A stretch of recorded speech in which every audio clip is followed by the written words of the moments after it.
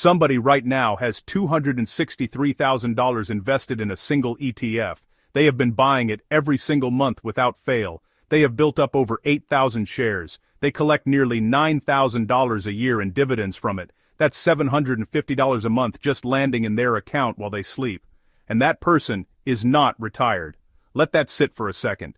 $263,000 invested, $750 a month in dividend income, not retired. And I'm not telling you that to scare you away from SCHD.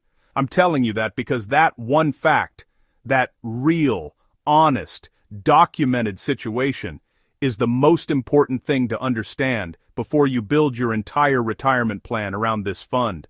Because millions of people are out here treating SCHD like it's some kind of magic ticket. Buy enough of it, sit back, collect the checks, done. And the reality is so much more interesting and so much more nuanced than that. Today we're going to get into all of it, not the fantasy version, the real version, how much you actually need, why the math changes completely depending on when you start, what most people get completely wrong about living off dividends, and why, even with all of that, SCHD might still be one of the most powerful things you can put in your portfolio right now. Let's go.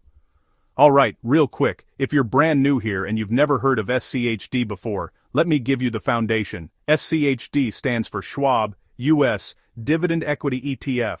It's one of the most talked about, most debated, most passionately defended ETFs in the entire dividend investing world. And the reason people love it so much isn't just because it pays a dividend. Plenty of things pay dividends. A savings account pays a dividend.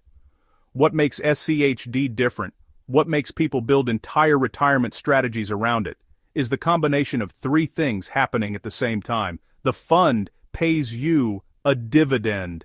That dividend grows every single year, and the share price appreciates over time as well. You're getting income growth, and capital appreciation, all wrapped inside one low-cost ETF that charges you just 6% in annual fees. That is 6 cents for every $100 you have invested. It's basically free to hold. The fund itself holds around 100 U.S. companies selected based on a very specific set of criteria. They have to have a long track record of paying dividends consistently. They have to show strong financial fundamentals, good return on equity, solid cash flow, manageable debt levels. The idea is not to just chase the highest yielding companies right now. It's to find the companies that can sustain and grow their dividend over the long haul.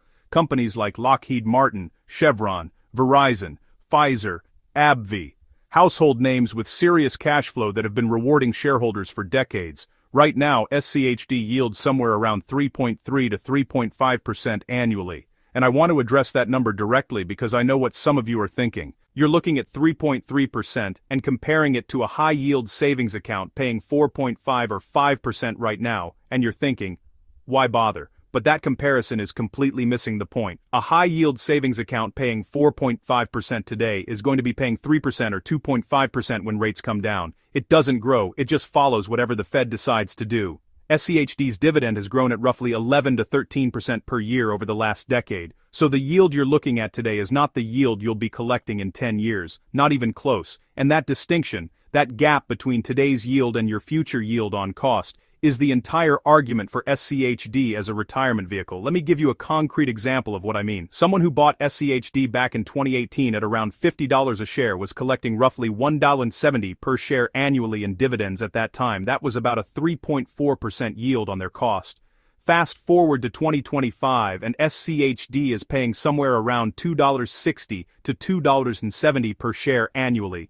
So that same person who paid $50 a share is now earning over 5% yield on their original investment, and the share price itself has roughly doubled. They haven't done anything, they just held it. That's yield on cost working in your favor, quietly, in the background, year after year. And SCHD's history of dividend growth is the foundation of that entire story. The 10-year dividend growth rate has been around 11 to 13% compounded annually.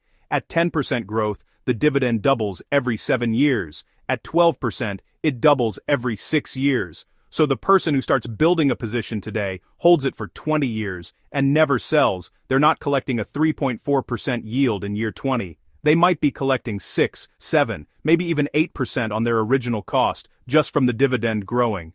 The fund hasn't changed, they haven't added money. Time just did its job. Okay, so now let's get into the actual retirement math, because this is where people either get excited or get a reality check, sometimes both at the same time. The most basic way to think about this: how much do you need to live on per month, and how much SCHD do you need to generate that income? Let's start simple. If you want $2,000 a month in dividend income from SCHD, $24,000 a year, at the current yield of roughly 3.4%, you need approximately $706,000 invested. If you want $3,000 a month, $36,000 a year, you're looking at around $1.06 million. And if you want $4,000 a month, which is $48,000 a year, and a pretty reasonable baseline for a comfortable retirement in many parts of the world, you need right around $1.4 million in SCHD. Now I want to be completely honest with you about those numbers. $700,000. $1 million. $1.4 million. These are not small numbers. For the average person investing a portion of their income every month, these are decade-long journeys. They don't happen fast. And that's not a reason not to start. It's actually the opposite. It's a reason to start as early as possible, because the math is incredibly dependent on time. The person who starts at 22 and the person who starts at 42 are playing completely different games, even if they invest the exact same amount every month. Time is doing most of the heavy lifting. Let's actually run through some scenarios so you can see what I mean. If you're 25 years old today, you invest $500 a month into SCHD, and you reinvest all your dividends, meaning you use the dividends to buy more shares instead of spending them, based on SCHD's historical average of around 7 to 8% annual total return. After 30 years you could be sitting on somewhere in the range of $580,000 to $680,000. At that point, your annual dividend income could be in the $20,000 to $25,000 range, and still growing. That's a meaningful income stream, especially layered on top of Social Security or other retirement savings. But here's where it gets really interesting. Bump that monthly contribution to $1,000 a month starting at 25, and after 30 years that number could grow to somewhere around $1.1 to $1.3 million, with annual dividends pushing $40,000 to $50,000. That's $3,300 to $4,100 a month in passive income at 55 years old.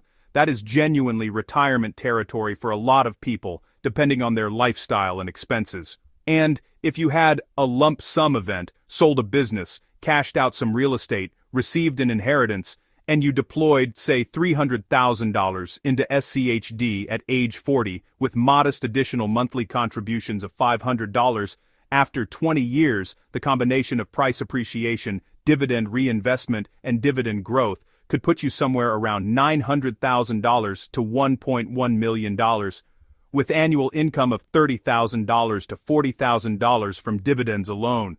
These numbers are not guaranteed.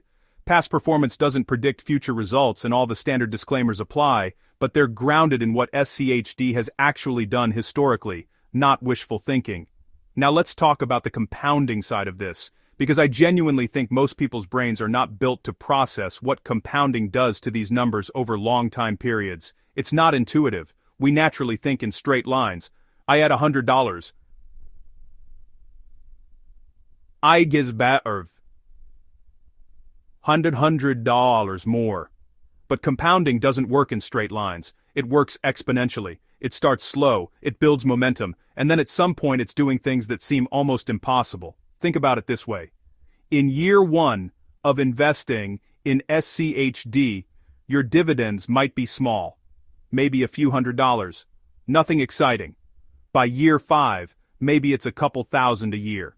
Still not life-changing, but by year 10, if you've been reinvesting and the dividend has been growing at 10 to 11%, things are starting to accelerate noticeably, and by year 15, 20, 25, the growth curve has bent dramatically upward. The dividends you earn in a single year start to exceed the total amount you contributed in your first several years of investing. That's the moment the snowball becomes an avalanche. The Warren Buffett and Coca-Cola example is the best real-world illustration of this. Buffett bought his Coca-Cola stake in the late 1980s for roughly $1.3 billion. He's held it for over 35 years and never sold. Today, his annual dividend from Coke alone is somewhere around $700 million every year, just from dividends. His yield on cost, meaning what he earns relative to what he originally paid, is now over 50% annually on that original investment. He makes more than half his purchase price back every single year just in dividends. That's what happens when you hold a great compounding dividend asset for long enough. You stop working for the money works for you.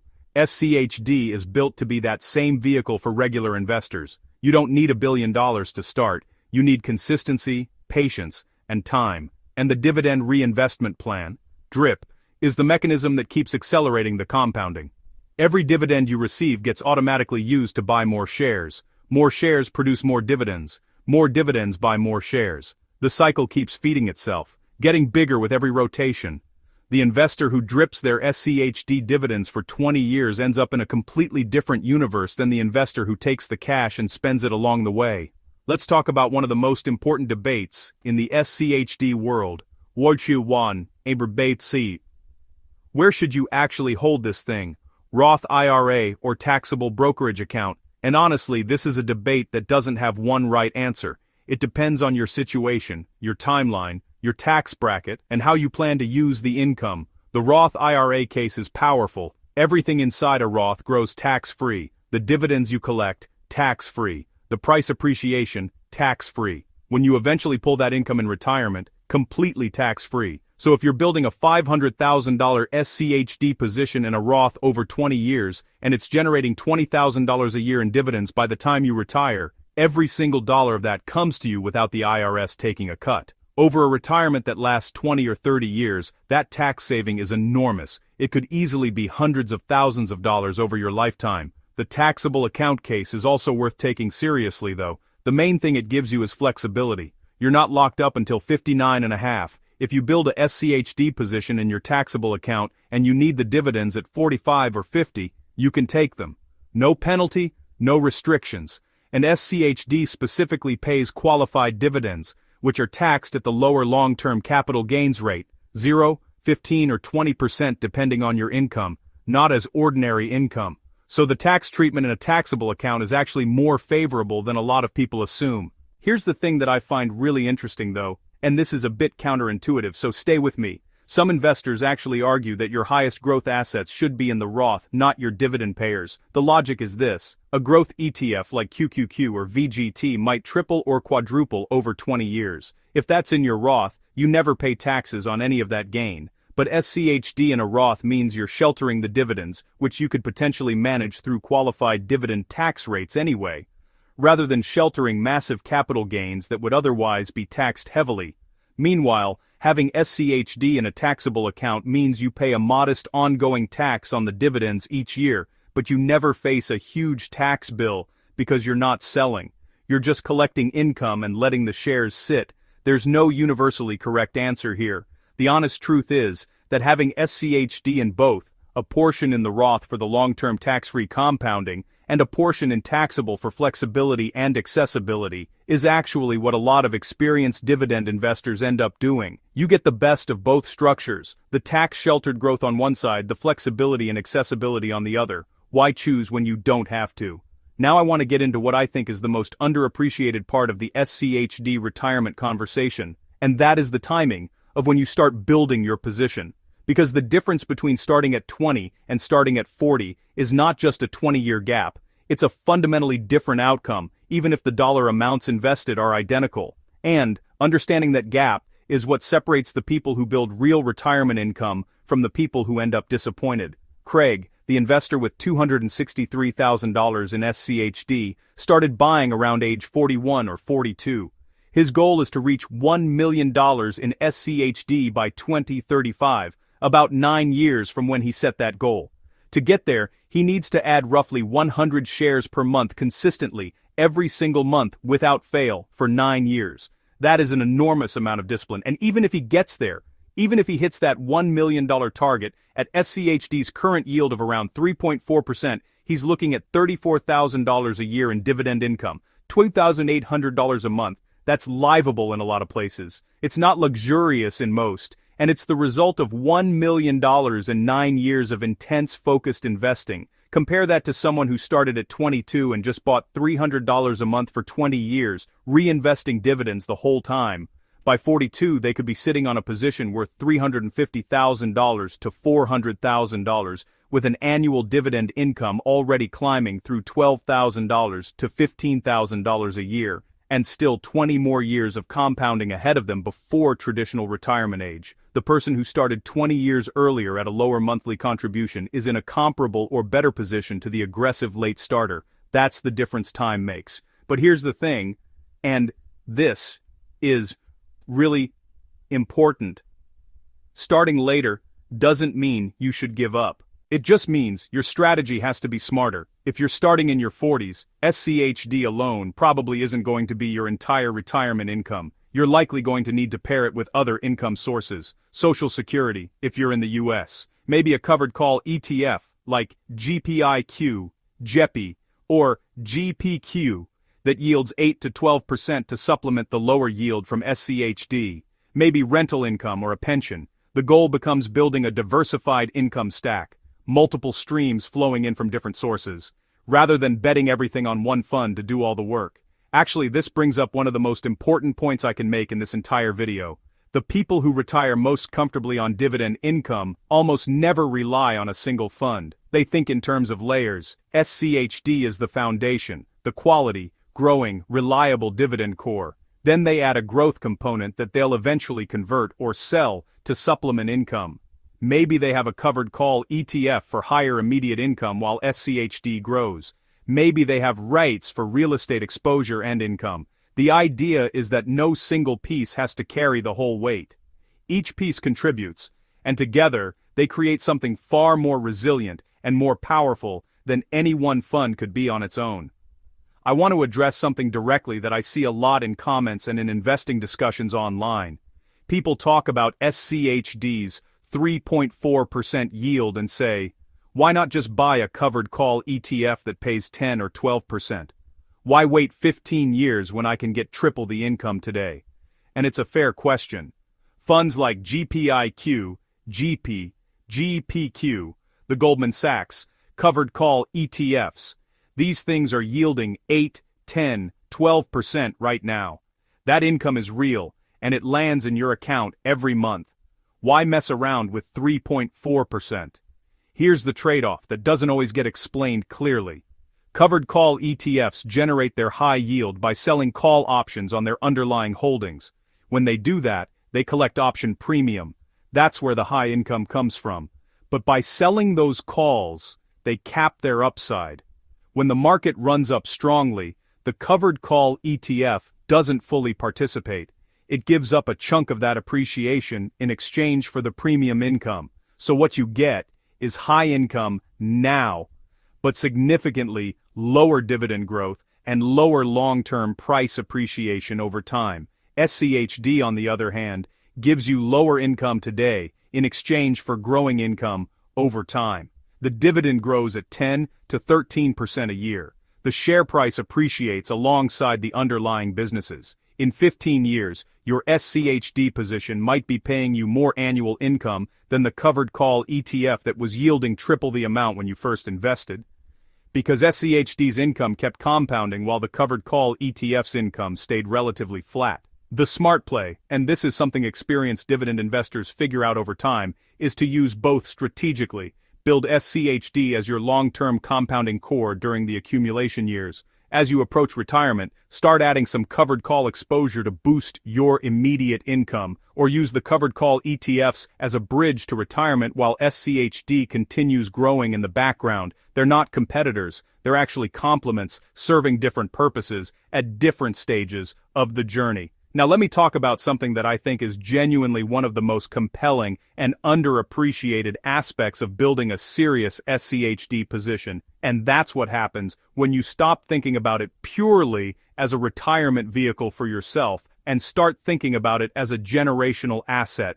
Here's the scenario. You build a $500,000 SCHD position over 25 years, you retire. You start living off the dividends, let's say $17,000 to $20,000 a year at that point, and growing. You never sell the shares. You just collect the dividends and leave the underlying shares completely untouched. When you pass, those shares go to your kids. Your kids hold them for another 30 years. They never sell either.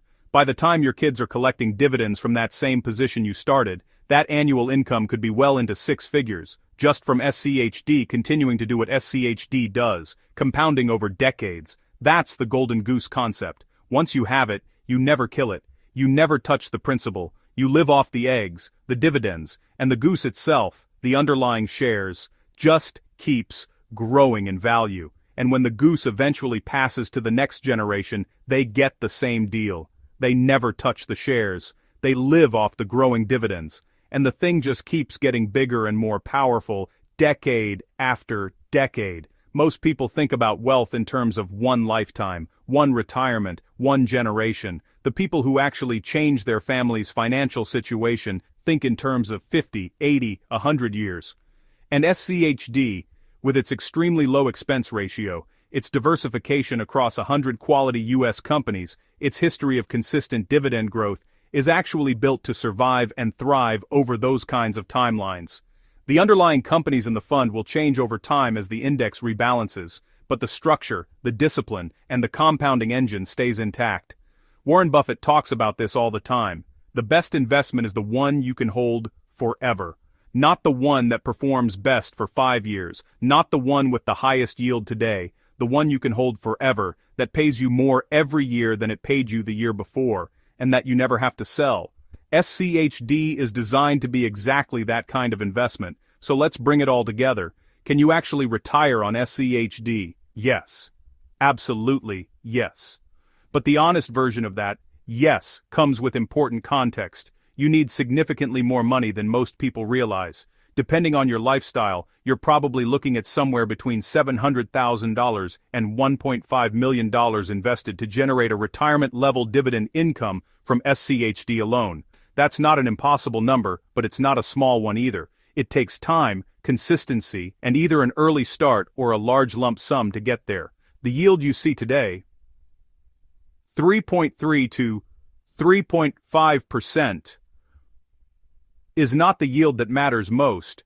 What matters is the yield on cost you'll be earning 10, 15, 20 years from now after the dividend has been growing at 10 to 13% compounded for all those years. That's the real engine of the SCHD retirement story. Not the current number, the future number. Starting early is not just slightly better, it's dramatically better. The compounding math means that someone who starts at 22 with modest contributions and holds for 30 years will likely end up in a far stronger position than someone who starts aggressively at 40 with much larger contributions. Time is the most valuable input in this equation, more valuable than the amount you contribute each month, and using SCHD as part of a broader income strategy, layering it with covered call ETFs for immediate yield, growth funds for long-term appreciation, and other income sources, like Social Security or rental income, almost always produces a better outcome than trying to make SCHD do everything by itself. Think in layers, not in single bets. Most importantly, the discipline of building this over time, consistently buying, reinvesting dividends, not panicking when the market drops 20%, not selling when something newer and shinier comes along. That discipline alone puts you in a completely different category from the majority of investors out there. Most people never build any kind of meaningful passive income. The person who stays patient with SCHD for 20 years, even if they don't get to full retirement on dividends alone, ends up in a position that is genuinely life-changing compared to where they started. The goal isn't perfection. The goal is progress. Start where you are, invest what you can, reinvest when possible, think long-term, and let compounding do the heavy lifting. That is the SCHD retirement plan in its simplest form. And simple, executed consistently over a long period of time, beats complicated every single time. If this video gave you a clearer picture of what SCHD can and can't do for your retirement, hit the like button and subscribe, because I've got a lot more coming on exactly this kind of long-term dividend investing strategy. Leave a comment below telling me where you are in your SCHD journey, whether you're just starting out or you've been building for years. I read everything. I'll see you in the next one.